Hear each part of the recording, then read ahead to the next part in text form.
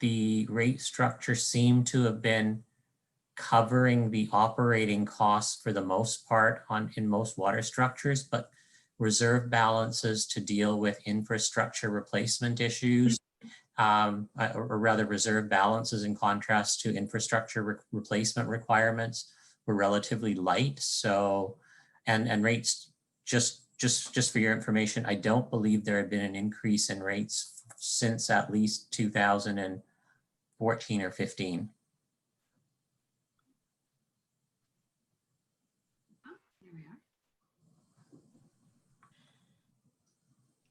These are all our neighbors. Other questions about the rate structure? Okay, we can have questions later if something comes to you. We'll move on now to consumption. I have prepared a graph that compares the 2018 consumption to the 2019 consumption. The annual average per connection was 25,000 and about 500 imperial gallons versus actually 29,400 in 2018. So it has gone slightly down last year. The 2019 average daily consumption per connection is therefore about 70 gallons per day. And yeah, very high numbers on the right side of the graph would likely show leaks that have occurred in the system at a private connection, like between the water meter and the house.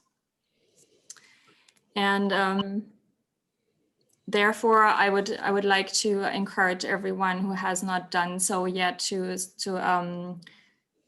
sign up, to give us their email addresses so I can contact you quickly if there is a leak happening. And the link where to sign up is given on the first page of the agenda. Are there any questions about the consumption graph?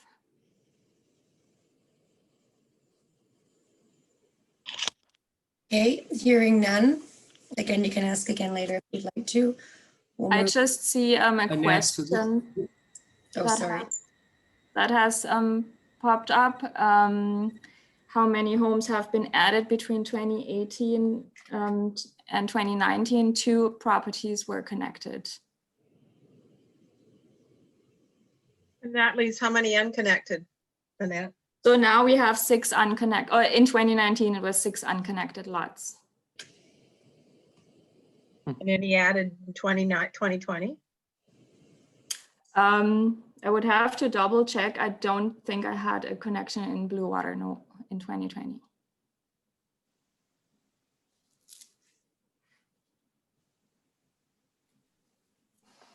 Okay, I'll move on to financial reports. Thank you, Annette. Thank you.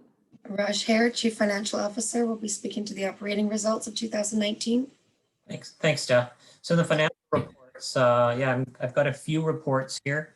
I'm going to be talking about the financial results for operating and capital, and then I'll get into the 5-year financial plan for both operating and capital and conclude the presentation on the financial section with a reporting on the reserve balances. So what we have here is the 2019 actual results. We've also included the 18 results to provide context and comparing the 2019 results to the 2019 budget.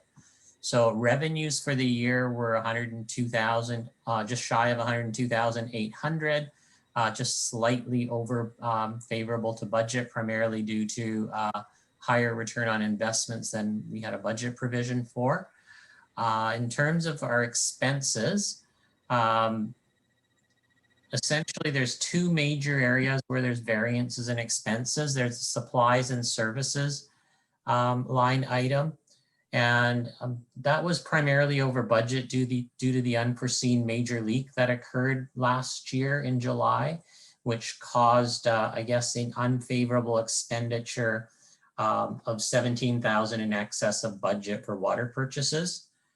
And the other areas in professional and contract services, which was due to professional engineering services that were required to problem solve, prepare reports, and facilitate community meetings.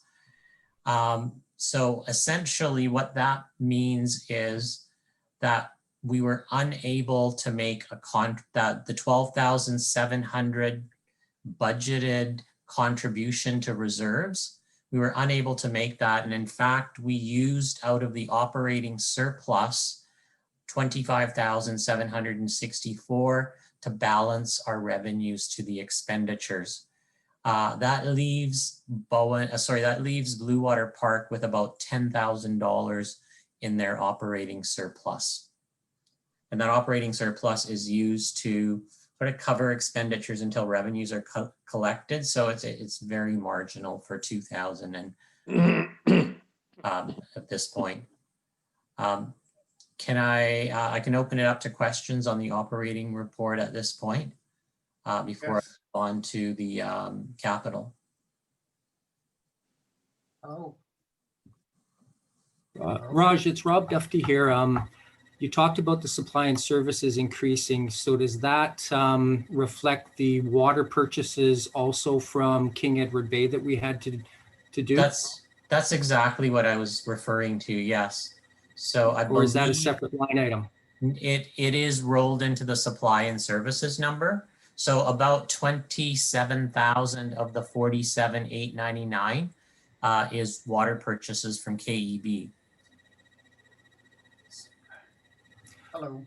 So for King Edward Bay, we actually paid them $27,296 last year in 2019, correct? That's correct. That's included in the 47,899.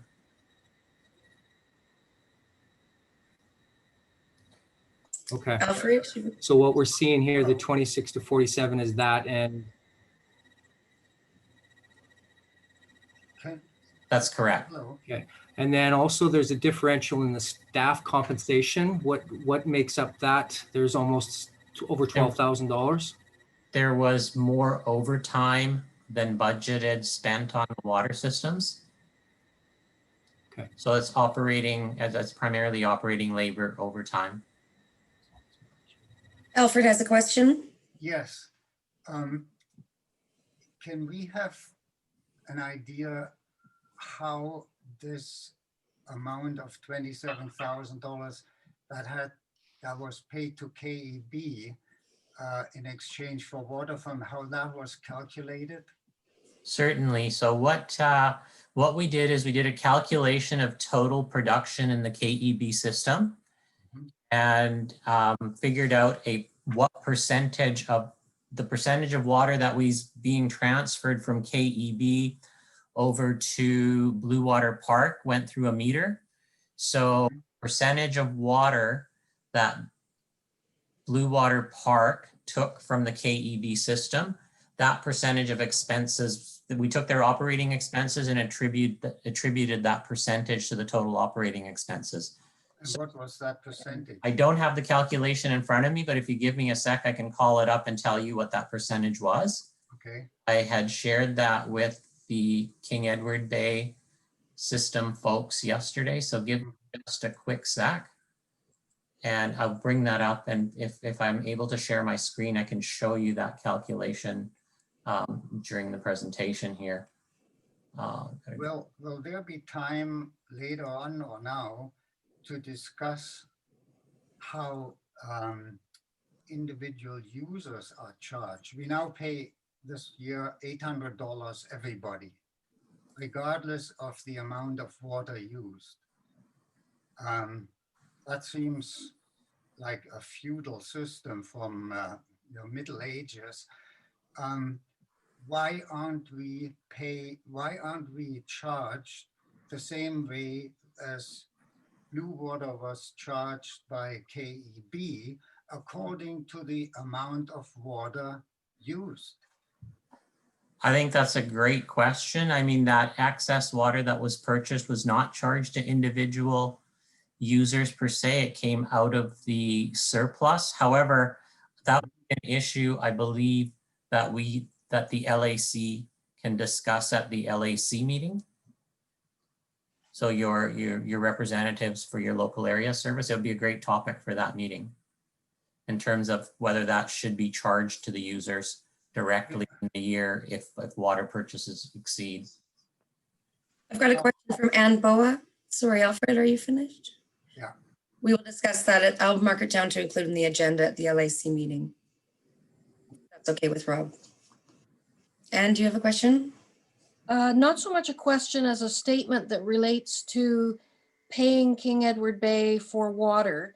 My understanding is, and you may want to discuss this at a later date, but my understanding is that we only receive 40% capacity in our tanks, and then it goes on to King Edward Bay, and then we're paying them for water that we should have had if we had a valve that would fill our tanks properly. I think all of our residents need to understand why our tanks are not being filled to capacity and then flowing on to King Edward Bay. That might be Patrick. That would be a Patrick question. Yeah, sure. There isn't any water flowing from Bluewater to King Edward Bay. When all the water, I mean, the demand exceeds supply in the summertime in Bluewater. And so a lot of the supply has to be coming from the King Edward Bay system. The tank is the much larger treated water storage tank for King Edward Bay is a lower elevation than the Bluewater tank. And so when the two systems are connected, to be able to get water, you would need a booster pump to fill the Bluewater tank. We'd like that booster pump right now. Okay, well, that's something that we're looking into right now. What is it that, I mean, that's not going to fix your problems, a booster pump. I mean, you don't have enough treated water storage capacity. You don't have enough supply from the well field, and the distribution system is inadequate. So there's a lot of needs that the system has that we need to come up with a plan for addressing. And yeah, a booster pump for the current may be part of that, or it may not. You know, it may make more sense to provide a much larger tank that's shared between multiple water systems and look at merging those systems. I mean, these two systems are essentially operating as one system in the summertime. Yeah, it may make sense to install a booster pump. That wouldn't I'm not a scientist. make a difference.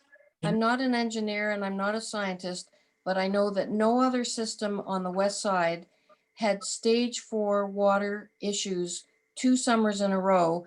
And we've all been environmentally very conscientious about our use in general. And we're watching our plants die and we're not living normal lives. So we don't want to do more studies. We need response right away. You can't just run out and do something without understanding what it is that's the best solution. Your system is inadequate, and we need to go through a process of figuring out what the best solution is for that. And that's what we're doing. Like we're moving. It's a priority. We're moving forward with that. I've attended meetings for over 5 years, and we always hear there's more studies. So I'm really great about Rob's involvement with this, but we have a very frustrated, angry neighborhood right now. And thank you for your comments, Sarah. And I'm going to come back to the financial discussion. Okay. The agenda. So I'm going to just share my screen here. We were talking about the, sorry, I'm just, are you guys seeing my screen? No.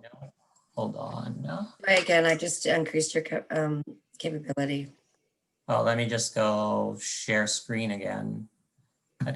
Have you got share screen disabled? No. It's not working. Oh. I'm clicking on share screen.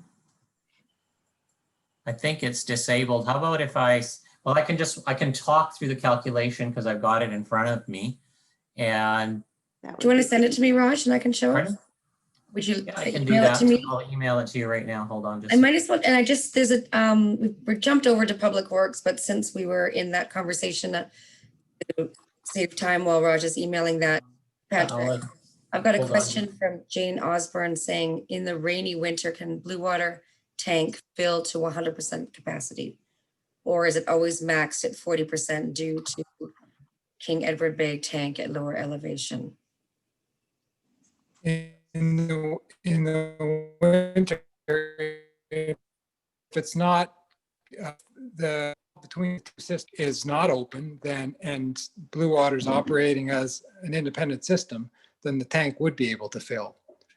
But it's not, the tank is small for that system. The well supply isn't adequate, and the distribution system. So we're working on addressing all of those. Thank you. Okay. Patrick, this is Roger's Rob sharing. Duffy. We had talked about this earlier in the year, and Glenn was also part of those conversations. And one of the discussions is installing a check valve into the line to stop the water from going back to King Edward Bay. And that was actually approved, put forward as a recommendation from the local area committee back in the February financial discussions. So there had been. You don't have water going back to King Edward Bay. There isn't water going back to King Edward Bay. How do you know that? There's all, because we have a flow meter between the two systems. Yeah, but the flow meter doesn't work backwards, does it? So we can talk engineering wise, but it was stated as part of the urban system study last year as the systems continue to equalize out between each other. So that's why the 40% tank only fills to that capacity. So when you start doing the calculations about the amount of water that's pumped out of the Bluewater wells, whether it's on summer months when there's extreme use, yes, we're having to do a demand on the Bluewater or get water from King Edward Bay.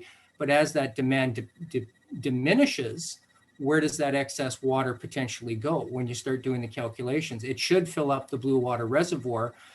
So right now we're looking at a 50,000 liter amount that's not being able to be utilized for storage for the potential excess usage on the Bluewater system. And I think that's one of the deficiencies that, of course, the local area committee put forward back earlier this year to problem solve to figure out how we can get that 50,000 liters of storage back into play.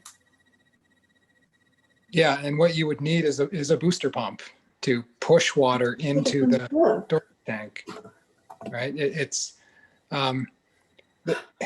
But the system worked before King Edward Bay was connected to Bluewater. A check valve in the system would solve that problem, wouldn't it?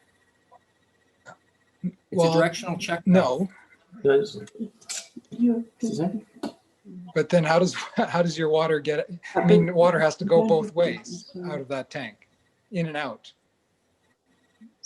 What do you mean both ways? I'm not sure how a check valve. You put the check valve at the.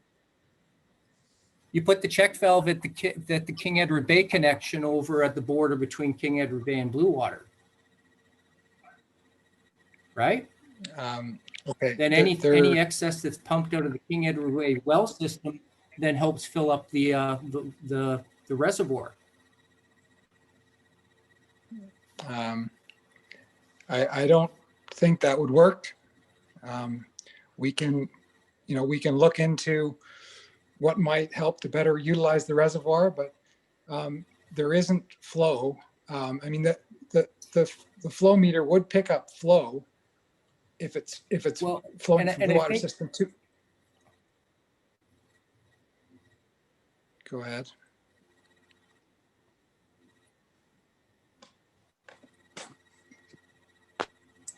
Rob, are you speaking? Hello? So it's a unidirectional, yeah. No, I believe it would measure flow. So we'll let Raj continue. Here, I'll get her. She's, So we were talking about the cost of purchasing water from the King Edward Bay system. So, and the way that was calculated, the cost of the water was calculated is essentially the King Edward Bay produced a total of 31,354 meters. Of that 31,354 meters, 19,950 went to the Bluewater system. So 63% of their production went towards the Bluewater system. So their operating expenses for 2019 were 42,899, and the percentage of production that went to Bluewater Park was applied to the 42,899 to come up with the cost that was reimbursed, or the reimbursement of operating costs to the KEB system of 27,296. That same formula has been used for the past 5 years.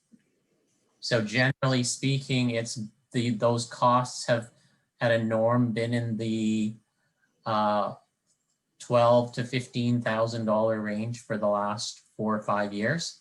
And we had a budgeted amount of 10,000 for 2019. And I had mentioned in the presentation that the costs exceeded the budget by 17. That amount was increased to $15,000 in the 2020 budget to more closely reflect past experience. Is there any questions on the calculation before I stop share on this screen? Yeah. If not, I No, stop share and let staff. Can I ask one more? Oh, Offer certainly. This 27,295 represents 50% of the revenue for King Edward Bay for last year. What would they have done if we had not needed any water from them? Essentially, most of that increased their contribution to reserves. So they had an increased contribution to the reserve for capital replacement. Their rate structure is also a little bit shy of covering their expenses. So part of their ability to cover their operating expenses comes through the sale of water, or the recovery of water transferred to the Bluewater system. But they had a significantly increased contribution for capital renewal and replacement as a result of the higher contribution for purchased water from Bluewater Park to King Edward Bay. Well, they would have had $27,000 revenue without the water that was sold against $43,000 operating expenses. I'm looking at their operating results here from the Monday meeting. Okay, so perhaps we can take the questions with respect to the King Edward Bay water system offline, and I'd be happy to address them. Okay. If you send me an email with your questions, I'm happy to answer them rather than spending time at this meeting talking about the King Edward Bay financials. Yeah. Okay, thank you. Raj, just one quick thing, it's Allison. Your total expenses line includes transfers to reserves. So Alfred, if you'll have to back out that number. Yeah. No. Raj made sure on Monday to exclude the transfers to reserves and only to calculate the amount that Bluewater owed to King Edward Bay is everything but the transfer to reserves. And that's the 42,898, which we've just seen in the shared screen from Raj as showing us KEB operation expenses. That's correct. That 42,899 does exclude transfers to reserves. So definitely, Kate, if you could send your questions to me by email, I'd be more than happy to reply to them now. Thank you very much. I will do Okay, that. you're welcome. Okay, there are a couple of questions in the chat. works? Uh-oh. Or do we feel like this is, Yeah. can you see the chat, Patrick, or do you need me to read them out? Yeah, no, there was some questions in the chat, and there's, one of them was asking, well, how does water get from, if you need a booster?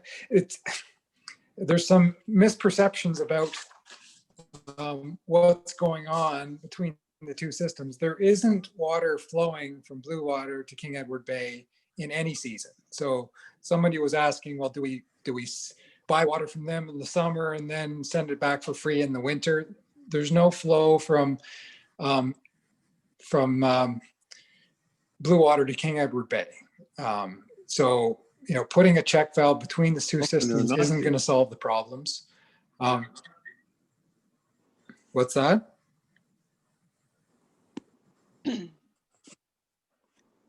If everybody So- would mute their mics, then they wouldn't be cutting in on Patrick when he's talking.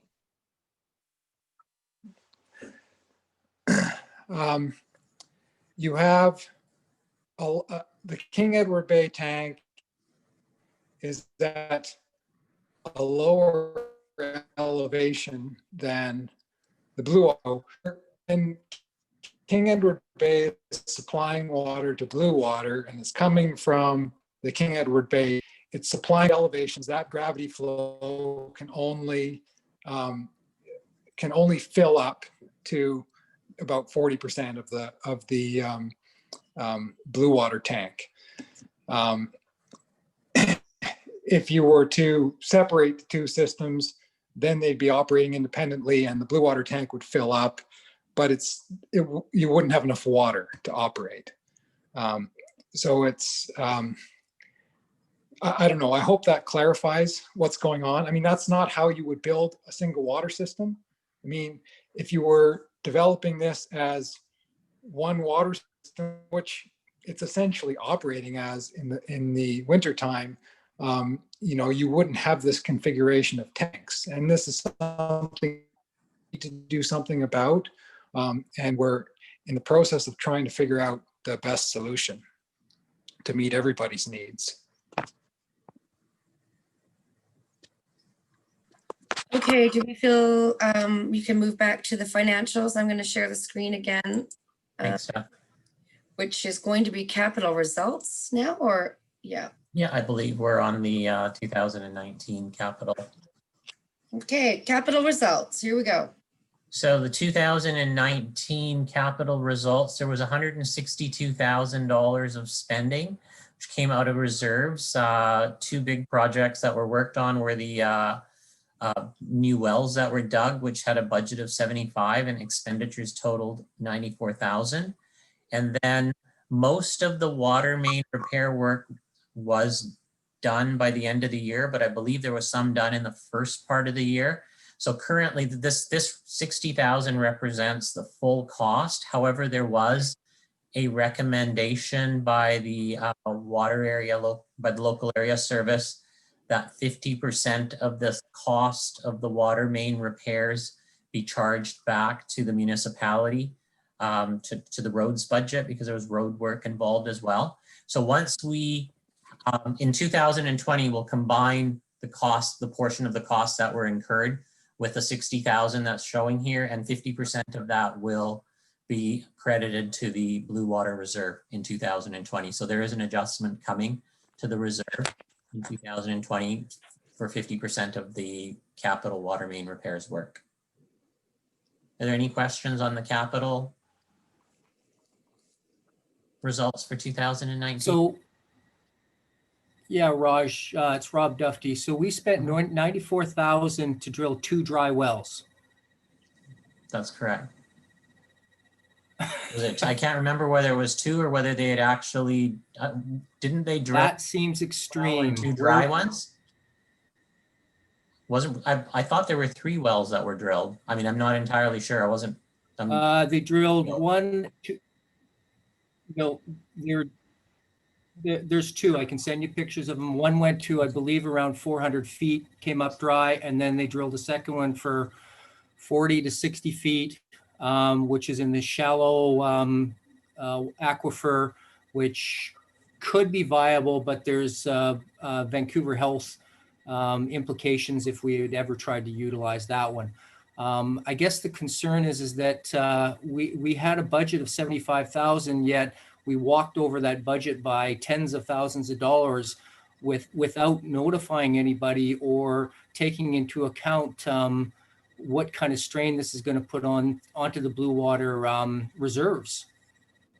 This is concerning, and none of this excess amount over the 75 includes urban system studies, figuring out what potentially leaks were happening. None of that was included in this. So this is straight 94,000 to drill 2 wells.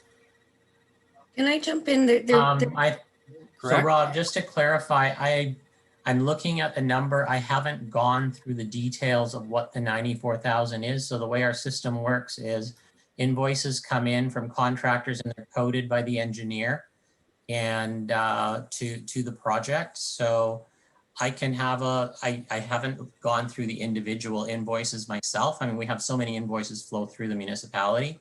I can report back to the LAC at the LAC meeting what the breakdown of the 94,000 is, if that helps. So I just want to thank you, Rob, for your comments, and also Yeah, we're going to have to take a close look. there was a recommendation to council last year by the LAC asking that if something is going to go over budget, that the LAC is notified. So those concerns were heard, and staff supported that recommendation and council carried that recommendation. So just to reassure you that those concerns have been heard on all levels of the municipality. And that report is attached to your agenda. It's under information items.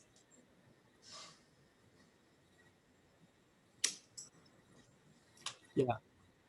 Any more questions? About Yes, and we do appreciate that very much. But now that we're finding out this $94,000 amount for drilling these 2 wells, definitely this is new information that come to light.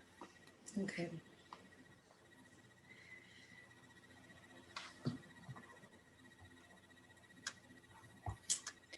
Is there any more on the capital results from anybody? We're ready to move on, Raj? Yes, I'm ready to move on to the next slide, Steph. So the next slide is a 5-year operating financial plan for Bluewater Park. And essentially an inflationary factor has been factored into user fees between 1% and 2% a year.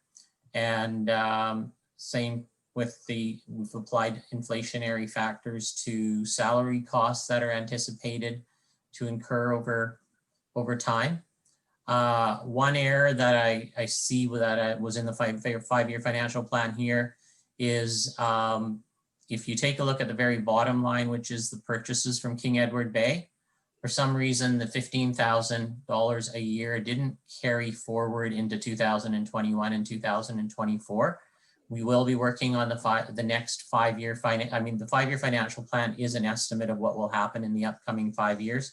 So I will correct that when we do the next 5-year financial plan to make sure that the purchase of water budget number reflects what's anticipated to be acquired from the KEB system.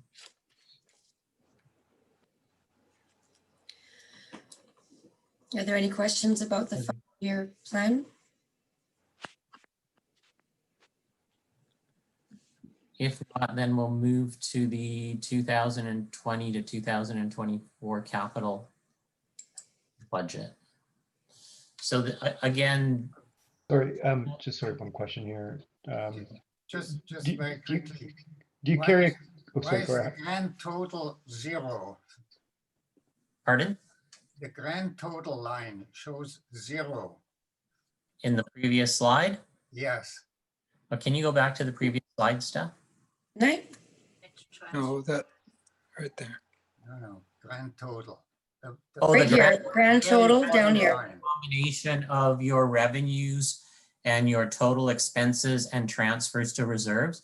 So the way a utility works, Alfred, Yeah, a utility must be fully funded through the revenues collected in that utility. So they're the bottom line works out to zero. So any difference between the expenses and the revenues, hopefully revenues exceed your expenses and you have a contribution to capital reserves or to your surplus. Yeah.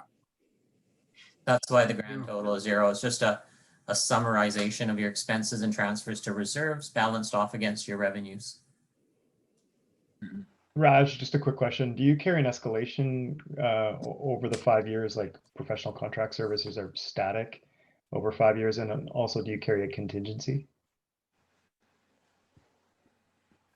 We don't have a contingency here. And I mean, the number is, again, we'll be looking more closely at what so the professional development and training is actually staff development and training. It's not contract fees, but as we look at this, I can see that your budget for professional and contract services is fairly light here. So I do use assumptions to increase by 1 or 2%, but I budget to the nearest $100. So when you're talking small numbers like this, you're not seeing that escalation reflected in the outer year budgets. And we do redo the budgets for the 5-year budget every year. So we'll be taking a careful look. So your base year in this budget is 2020.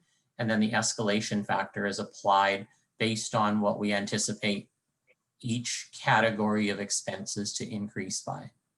Thanks, Raj. I think you raised a key point, which is just, I'll go offline just to figure out, get a list of assumptions. That's a key word that I always look at. Okay. Thank you. So moving forward to the 2009, oh, sorry, we were on the 5-year financial plan for capital. So the 5-year financial plan for capital, we take a very, very careful look at 2020, and then we anticipate what other projects need to be done in the outer years and budget for them. So we do a 5-year capital plan. But our focus on the plan is on the current year. So last year when we were preparing the financial plan, we were focused on 2020. So we had we reviewed these capital projects that were proposed with the LAC, and the LAC recommendations for what should be included to capital were presented to council, along with what the staff recommendation for financial components that needed to be included for capital were as well. And so this is the plan that was approved by capital. The projects of that total 121,800 are listed in the 2020 column. And we will be going through our budget process in the next month and a half and putting together what projects are required for 2021 and to 2025. And we will be bringing that back to the local area advisory committee for feedback and input to council. Raj, it's Rob Duffy. There's one line item that's been added that we did not see before, and that's about halfway down, the water break repairs, Spyglass Road, 52,500. What is that line item? That's that wasn't a water break repair. So the location where that break occurred was fixed last year, from what I understand. I wasn't here, but I've pieced together the sequence of events. There was the when the leak was discovered, it was fixed. When we were looking at the that whole, like the longer section of line, it's the risk of something like that occurring again was very high, and replacing the water main along that very high risk section is what occurred, is what that 52,000 was for. But that's there's a lot of water. That's what the $60,000 that was a carryover for 2019 for the 2020 repairs was supposed to be, and that's what we are assured of during the financial meetings back in February. that carryover of 60,000 was the initial quick fix, and then the subsequent repairs plus the 87 meters of replacement of the line on the upper part of the road. So this 52.5 shouldn't exist. That was the carryover amount, wasn't it, Raj? I believe it was. I have to take, I mean, I have to take another look at that. So I will come back with an explanation to that, to the FAC meeting. Okay. Yeah.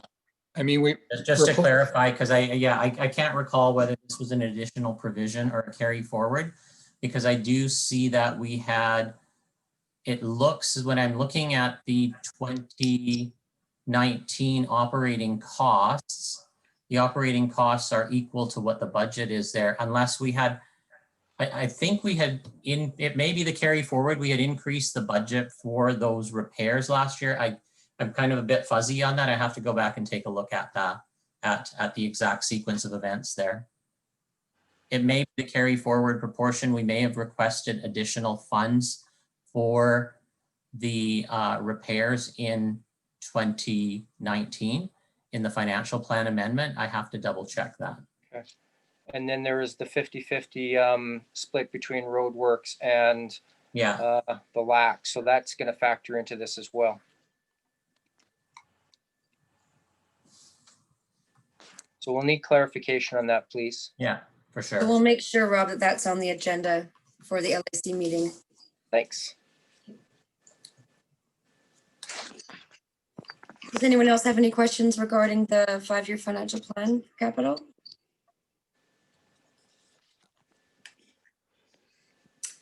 Okay, hearing none. And so the final slide here is our reserve balances. So you've got a 2018 numbers are in the top boxes. So our opening reserve balance for 2019 was 195,009. We used 162.19, and the closing balance for 2019 was 32,990. But some of those funds will be going back in. I mean, we will be replenishing the reserve balance in 2020 for the spending that took place at for 50% of the cost of the Spyglass Road repairs, which is not reflected in here currently. And that is the last slide I have on the financial presentation section. Okay. I've got a few questions in the chat. Yeah. Can we get engineering drawings of the two systems? Additional capacity, did the new drilled wells add to this Bluewater system? Maybe the engineering drawings, Patrick? Yeah, we can provide the engineering drawings, and there was a request for the urban systems report as well. We can Right. share all of that information. Okay. With regards to the wells, I'm not sure exactly how that occurred and how those decisions were made at the time. My understanding, though, is that they don't add to the system. Maybe that's, if that's the problem with sort of running out and trying to fix a problem without looking at and really properly understanding what the options are and what's going to work. It's like, well, we're out of water, let's put a well in. That clearly wasn't the best idea. So we have to figure out what will work. So Bluewater residents are paying for this.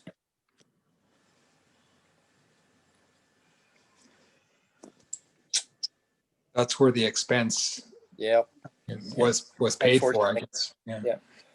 Steph, you and I can work together on maybe getting some of these documents uploaded onto the Muni website, kind of a little bit more on our discussions that we had last week. Does that sound good? And then we That's great. we can send out the links to anybody that would like to grab them from there. I think that would work out Yeah. well. So Annette mentioned at the beginning of the meeting, and it's also in his signature, my email, there's a link in the agenda. You can just put your name and email address and you get populated to a list that we send out any information about Bluewater. So if you want any of this stuff, put your name on that list and we'll be sending it to you. Thanks, Steph. Okay. I've got Okay.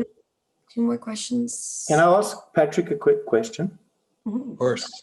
Patrick, you were talking about that you're going to be looking at options and all that. So that means you're getting a consultant on board. But I didn't see fees, because I've worked in the engineering industry, but I didn't see fees really set aside where you're going to be able to engage a consultant in your budget. So, Well, that's going to have to be put into the budget. oh, so it's not in the budget yet. Okay. No, the I was budget just curious. I didn't see anything. we presenting a budget that? All right, no, that's fine. That's much that better. was I think what Raj showed you was the budget from last year, which, doesn't reflect what we'll be needing. There's going to be substantially more expenditures in 2021 than what was shown there. And we recognize the urgency of this, and we're trying to get this work underway as soon as we can. So we have this RFP that's been posted and is closing at the end of September. So we will have, we're hoping to proceed with that work in the latter part of 2020. So there'll be. Is that RFP on BC Bid? Yeah, that's also included in your agenda. Oh, sorry. Yeah, it is on BC Bid too, yes. So just out of curiosity, so there's a new development that was getting done right now. Did the developer, did you not get him to undertake part of the study then? Because that development above the, what's it called? The King Edward Bay development. What study did they, what study were they required to do as a developer? Well, we started in April and it sort of runs until expected to complete in October. We are doing a closer study of the overall aquifer that supplies the 3 water systems in Bluewater, King Edward Bay, and Bowen Bay. And the objective of that study is to confirm the sustainable yield of the aquifer, that we can actually supply all of the water needs from that source, and also to make some recommendations for optimizing the use of the existing wells. Some may need, in terms of how they operate, the well pumps that should be in them. That information will be used by the consultants that are looking at the larger scale design solutions. So the developer for the King Edward Bay 2 are paying for a portion of that study. That's being cost shared between the municipality and, well, between the 3 water systems and the developer.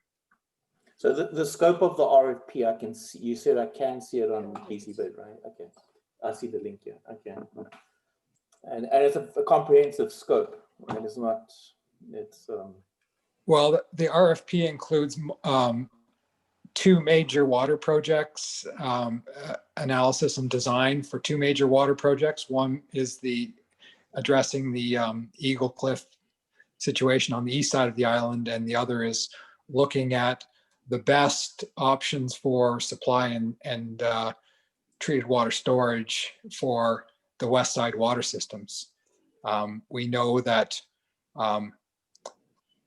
Bluewater needs substantially more storage capacity.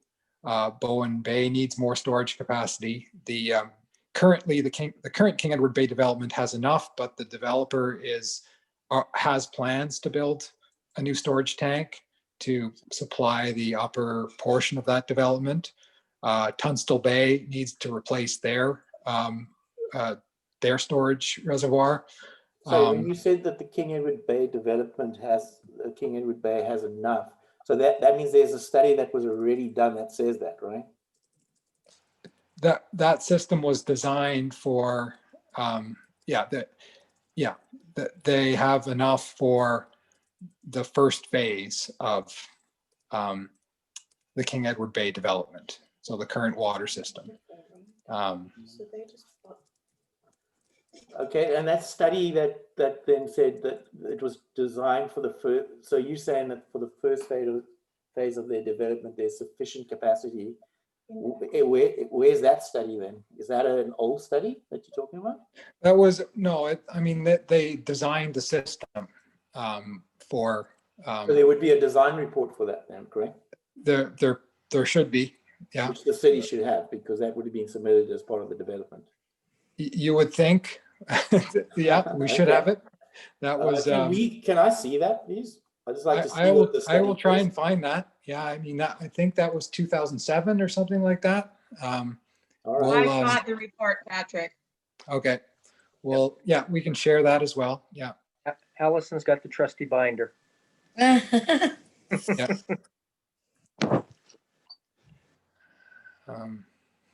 One question I got with the current aquifer study, Patrick, is in regard to Evergreen, which is a private water system, in theory, drawings from the same aquifer. And I'm not sure, does the holdings on the edge of Bowen Bay, are they private well, or are they part of the Bowen Bay municipal water system as well?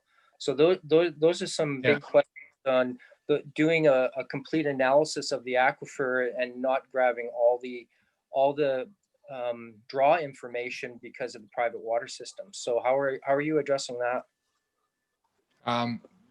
The study is looking at private wells on the Stewart property, and as well as a number of wells in all three of the water systems and in the King Edward Bay development. I would have to, we had the study designed essentially by the hydrogeologists, to tell us, okay, what information do you need to be able to confirm or comment on the sustainable yield of the aquifer. And so we've moved forward with monitoring based on their recommendations. I would have to follow up with them about those specific questions about the wells in Evergreen or Holdings Road. There's three wells in Bowen Bay that are being monitored. My assumption is that they feel that that's enough information from that side of the aquifer to come to their conclusions. Thank you. Just a reminder that urban systems report is appendix 4 of the Vancouver Coastal Health Report, which is on your agenda. It's also been linked to the chat. So that just heads up that's a summary from the urban systems report. Like I'm interested in the appendices that would be embedded as part of that report, like the details, the devil's in the details. Okay. And just like to, number one, thank you for all the information here. I'm new to this process, but I want to echo what Anne said. Like there's a large turnout in this venue because of what Anne is saying. This is a big concern for us. I'm very concerned, having participated in this meeting, and so I'm going to pay more attention to this and devote some resources to it on my own accord, because some of the statements made here tonight are not comforting. I thought the urban systems report, the conclusion is very clear on a operation and management strategy. It doesn't sound like that happened this last year. These 2 wells that were drilled, like I thought the urban systems report was a roadmap to a solution. And what I'm hearing, as to Anne's point, is more work, more studies, and I think that that's fair, but it would be very pragmatic to kind of understand what the low-hanging fruit here is, and to be, and I do appreciate the transparency in the information that's being released. So just, there's more work to be done here.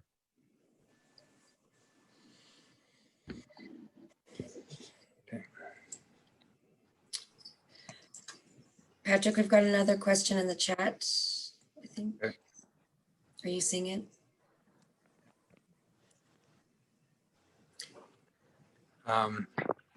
So, If And three you- systems feed off one aquifer.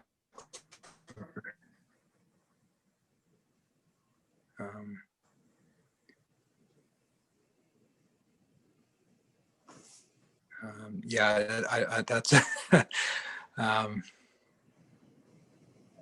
I can't comment on the well drilling. I mean, I wasn't part of those decisions.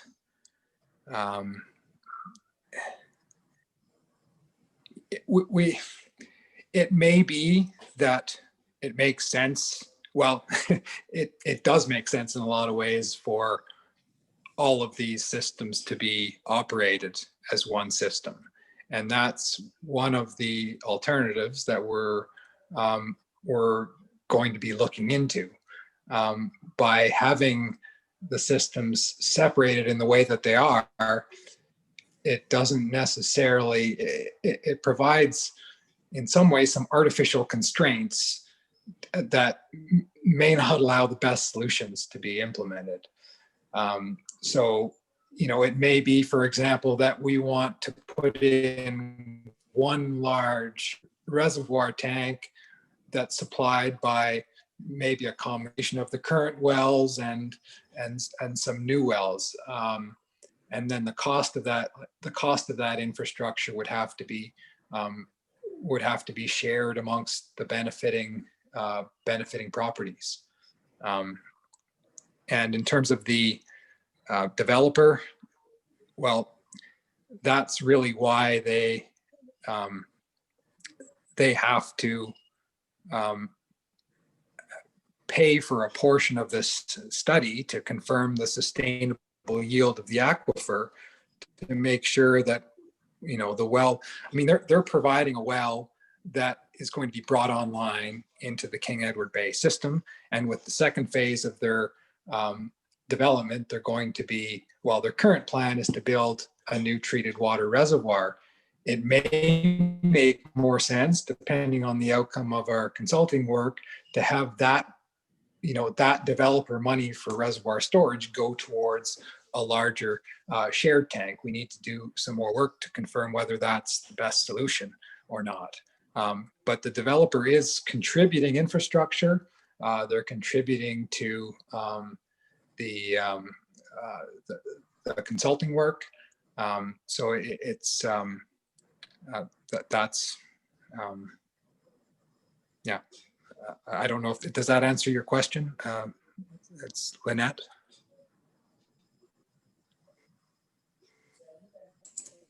She's muted. Sorry, just to clarify, because Anne is next. Sorry, Anne. No, I think you're clarifying hers is a new topic. Oh yeah, no, just a quick question then. Is this RFP that's been put out here kind of like the path forward? Because Patrick, I think what's being communicated is a bunch of different options, but I still don't see what is our path to a solution that Mayor Anders said is a crisis and should be a priority for the municipality. So yeah, that is what this RFP is for, is to confirm that path forward and then move on with detailed design, and then following from that, services for procuring construction, whether that's tendering or some other procurement method, and then services during construction.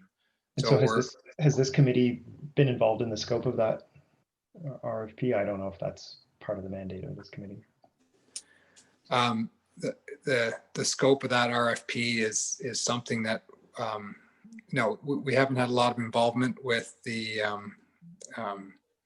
LAC. LAC. The LAC will be, we're looking for, or we're presenting and looking for feedback today. And the LAC and the community will be involved in the process of determining the best path forward, and then figuring out how that path will be implemented and financed. If someone can post a link, everyone's doing a great job at helping me get information. If there's a link in the chat to the RFP, that would be great. Thanks. Do you have the agenda? It's part of the agenda. Oh, okay. Thanks, Rob. Thanks, Steph. Yeah. Anne Boa has a question. Thank you. Before I sign off here, again, I'm not an engineer. I'm not a scientist. I call this a crisis in Bluewater. I've lived through 7 years of limited water in the summers when we've had good rain, where no other community on the island, on the west side, has had such shortfalls of water. I've watched my plants dying. I've restricted my water use, as have so many neighbors. I really feel that, yes, all the studies are great. It's going to take more money. I understand that. It's going to take more time. We don't have more time to have another summer with drought and no water. So please look after Bluewater as efficiently as you can in the short term while you're doing the studies. Thank you. Sorry, I got a question for Patrick. I know I'm going to look at this RFP. If the scope of the work is not very clear in the RFP, are you guys still open to doing amendments to the RFP? Because I assume your RFP is asking for an expression of interest, or you asking for a proposal with a fee estimate. And if you're not very clear on the scope of the work, then the fee estimate that you're going to get is going to be under budget, and then you're going to have problems when you suddenly have to advise the consultant you're retaining to do additional scope. So I just want to know, is there still opportunity to issue an addendum to the RFP? Yeah, there is. We are extending it, and we have a number of questions from interested consultants and questions that have come up that we need to respond to, and some clarifications. One of the clarifications is relating to the fee proposal that we're looking for. As you point out, there's a significant amount of options analysis. So the phase one concept design portion of the work will determine what is the scope that's going to be designed in more detail. So we're really just we're going to be asking for those, for the detailed design and construction services. So the phase 2 and 3 portions to be provided as provisional fee proposal items to be determined or to be revised or renegotiated if needed once the phase 1 portion is completed. What time have you? What's the timelines for the phase 1 study then? The phase 1 study, well, we're asking for a proposal, a proposed schedule.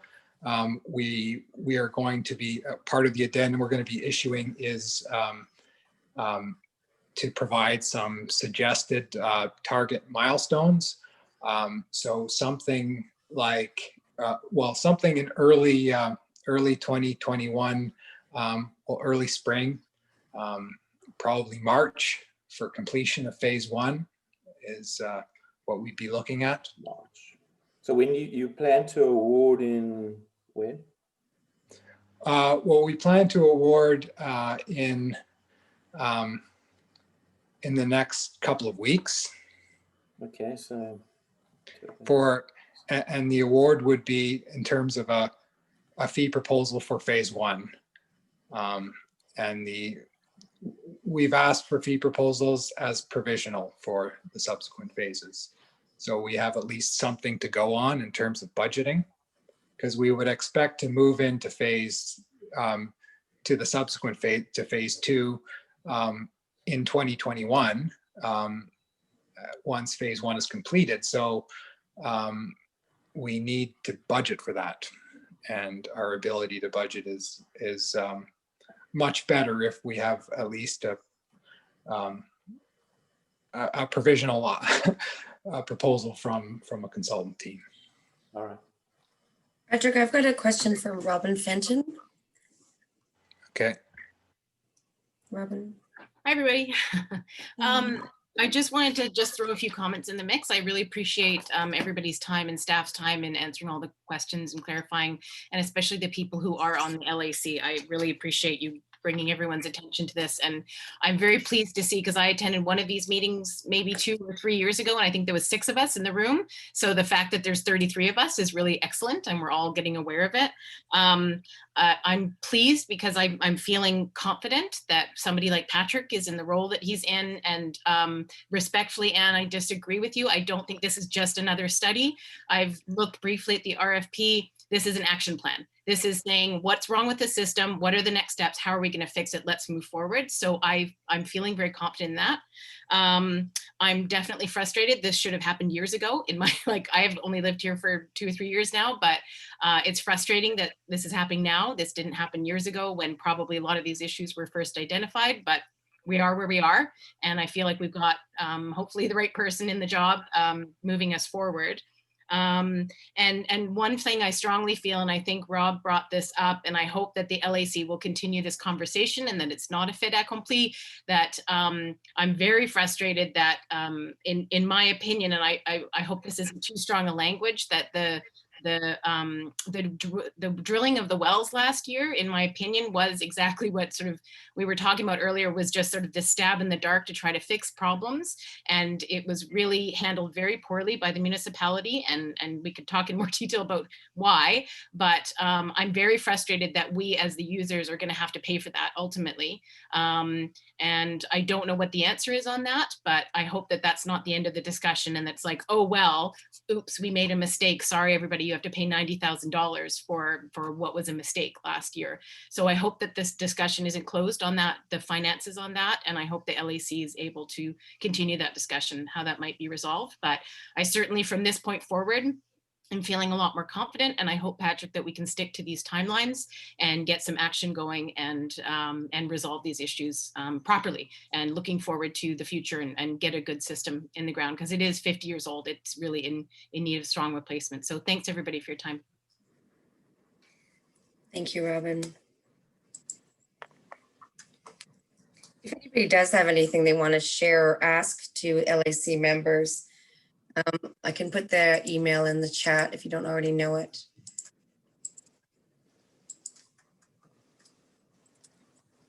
Does anybody else have any question?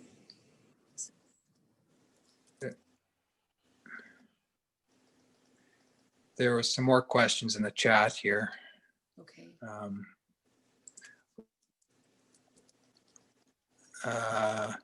You can provide comments to me. Can you circulate my email, Steph? Yes. So the LAC email is going into the chat, and now Patrick's email is going into the chat. And it would be helpful to add the Bluewater Park LAC committee email as well. That's in there, yeah. Yes, thank you. Gersten Dax here. I've got a question, and that is to ask whether council has considered suspending the issuing of building permits for additions to the housing stock, not replacements, but more housing in Bluewater and King Edward Bay until we have a better handle on the water situation. Yeah, there was, the decision was made to allow the first 9 units of the King Edward Bay Phase 2 development to proceed. And the following phases would depend on the outcome of the aquifer study, determining whether there's a there's enough sustainable yield to support the additional phase. And what about other applications for building permits in those two water systems? Well, that's that's a good question. I think we should. That's an issue that would come up with any building permit. The question of, is there enough water for everybody? That's why that's why this is important that we proceeded with this study this year, and it is we are expecting it to conclude this year, so that when we do have development applications, whether it's for one lot or multiple lots, or a larger development like King Edward Bay Phase 2, that we're able to understand that that there's enough water to allow that development to proceed. That's the point. We don't have the information at present to make that determination, is it prudent to continue to issue building permits for houses that are additional to existing stock?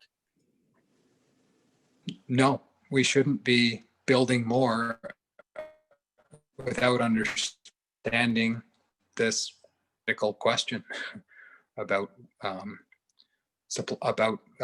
water and the sustainable yield of the aquifer. And so what is municipal council's position on this question? We're on the same page. What page are they on? Well, I think once we have the the results of this aquifer study, which we expect soon, in the next couple of months, then we will be sharing that with council and making some recommendations about how we proceed or don't proceed with additional development. Patrick, it's Rob Duffy. There was a moratorium restriction on building in Bluewater up until the King Edward Bay connection was made, I believe, in 2010. Prior to that, it had been reduced down to 4,500 gallons per month per connection during the summer months due to the issues with the Bluewater system. And at that time, no building permits were pretty much being issued. And I believe you might have some information on that, Allison. But then once King Edward Bay connection was made, everybody went up to 7,200 gallons a month, and that moratorium was removed, and building permits were allowed in Bluewater again. So there was a history of this at some point. I'm not familiar with the building permit issue, but I do remember that Bluewater's allowance before the rates really escalated was lower. Yeah.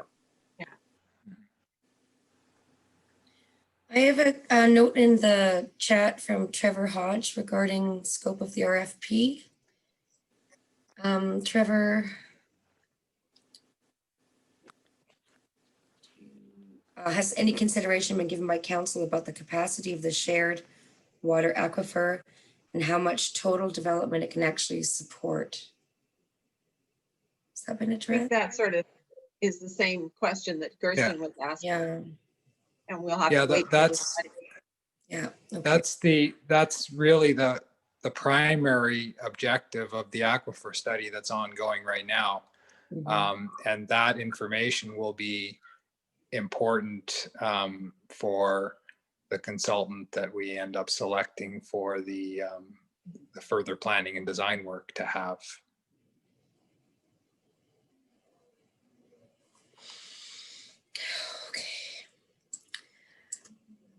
Well, I think this has been an excellent sharing session. Does anybody have anything else they want to share? And just, again, keep in mind, there are local advisory committee meetings coming up in late October. Or can be fleshed out then. So we should have more information to share at that point, right, Patrick? Yes, Yeah. Our intention would be to have budget information to share.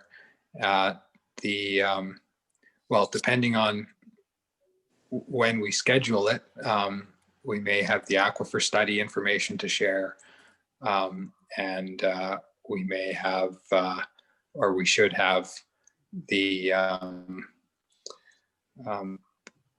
concept design work underway for the system improvements.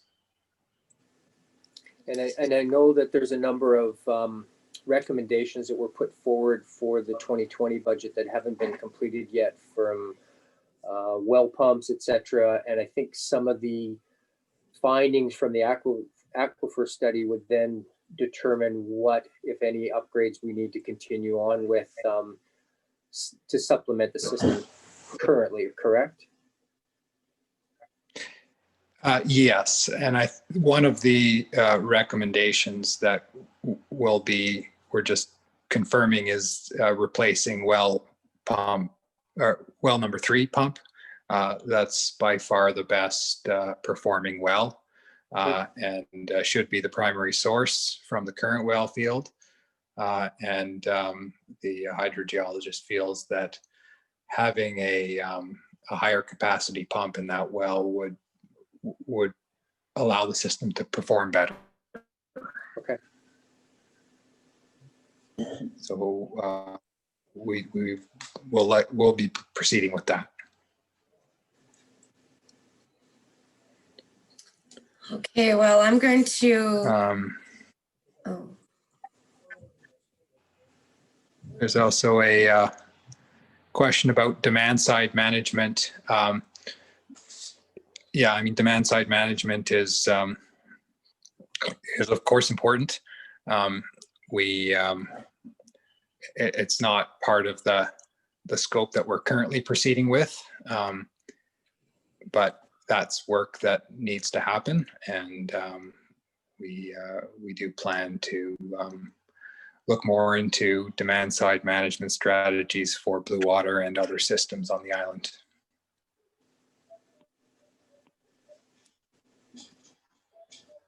Okay.